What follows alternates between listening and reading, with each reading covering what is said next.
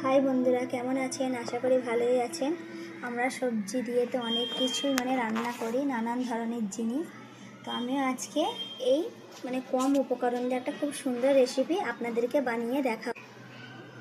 রান্না করব কড়াইশুঁটি আলুর তরকারি। এটা বাচ্চা বড় দুজনরাই খেতে পারবে। তার জন্য কী কী নিয়েছি দেখুন। 250 বরবটি কড়াই, 2টো আলু এইভাবে লম্বা লম্বা করে কেটে নিতে হবে সরু সরু করে, 2টো টমেটোর কুচি, 1টা পেঁয়াজ কুচি। আমি অল্প মুসুর ডাল, মুগের ডাল ভিজিয়ে রেখেছিলাম, 2 ধরনের ডাল, এটা ভিজিয়ে রেখেছিলাম জলে, এটা 1 বাটি হয়েছে।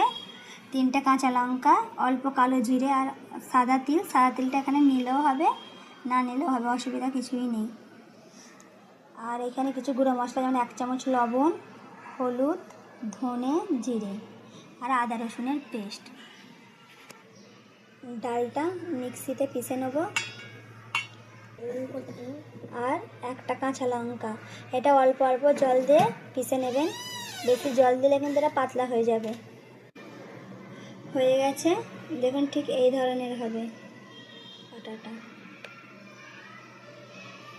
এতে দিয়ে দেবো 1 চামচ আদা রসুনের পেস্ট,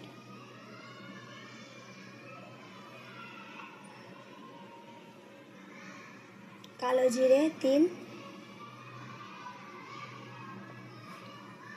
অল্প লবণ আর অল্প হলুদ গুঁড়ো। আর এগুলো ভালো করে মিক্স করে ফাটিয়ে নিতে হবে।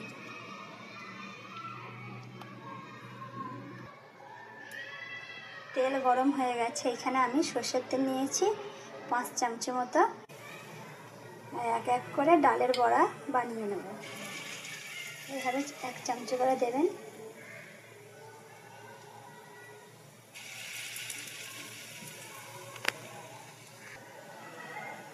দু সাইডটা লাল করে ভেজে নিতে হবে। এটা মিডিয়াম আঁচেই ভাজবেন।